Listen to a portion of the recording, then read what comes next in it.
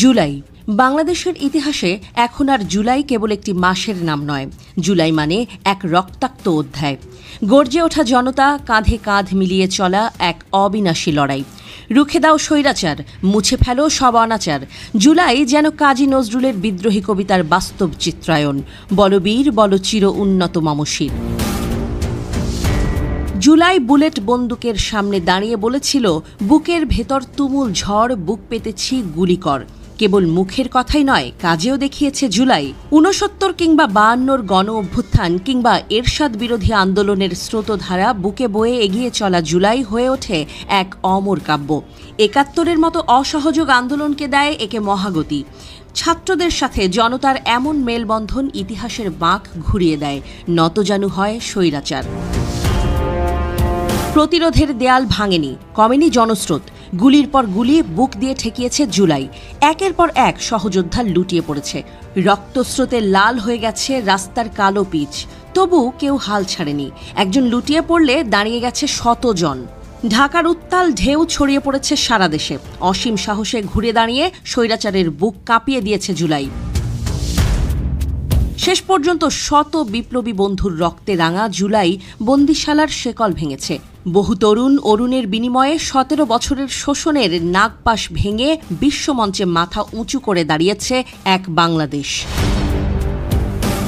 স্বৈরাচার শেখ হাসিনা পালাতে বাধ্য হয়েছেন ভারতে। দিল্লির কোনো এক অন্ধকার কুটিরেই কাটছে স্বৈরাচারের দিনকাল। শত মানুষের চোখের আলো কেড়ে নেয়া হাসিনার সামনেই এখন ঘোর অন্ধকার। তবে এখনও রয়ে গেছে তার অনাচার অত্যাচারের রেশ। চলছে ষড়যন্ত্র, ঢাকাকে ধসিয়ে দিতে মরিয়া দিল্লি। ক্রমশই ঘন হচ্ছে অবিশ্বাস। দিল্লিতে বসেই শেখ হাসিনার করাল নিঃশ্বাস পড়ছে ঢাকায়। প্রত্যেক সফল আন্দোলন অভ্যুত্থানের পর যেমন কিছু বিশ্বাসঘাতকতা আর অস্থিরতার গল্প মাথাচাড়া দেয়, ঐক্যের পরেই শুরু হয় তুমুল ভাঙন। সেই গল্পও আছে নতুন বাংলাদেশে। একদিক গুছিয়ে আনলে তাই অন্যদিক হয় এলোমেলো। আন্দোলনের সুফল সাধারণের চেয়ে সুবিধাভোগীরাই বরাবরই বেশি নেয়। ভেতর থেকেই মেরামতের অভাবে ধীরে ঘর খেয়ে ফেলে ঘুণ পোকা, বাড়ে বিভেদ। তেমন কিছু ঘটনাও ঘটছে, তবে সেসব বড় কিছু নয়, কারণ এই আন্দোলন একক কারো সম্পদ নয়।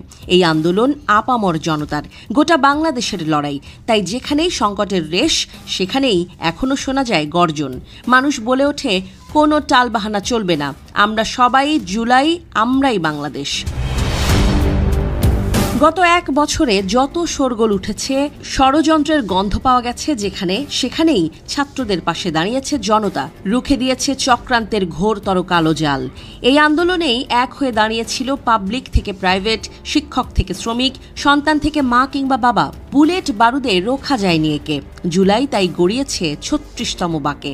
১৭ বছর জেঁকে বসা স্বৈরাচার, যাকে বহু প্রচলিত রাজনৈতিক আন্দোলন আর সংগ্রামে থামানো যায়নি, নামানো যায়নি গদি থেকে, তাকেই এই গণ মানুষের আন্দোলন এক হ্যাচকা টানে নামিয়ে ফেলেছে মাটিতে। মাত্র ৩৬ দিনে তার গদি পুড়ে করেছে ছারখার।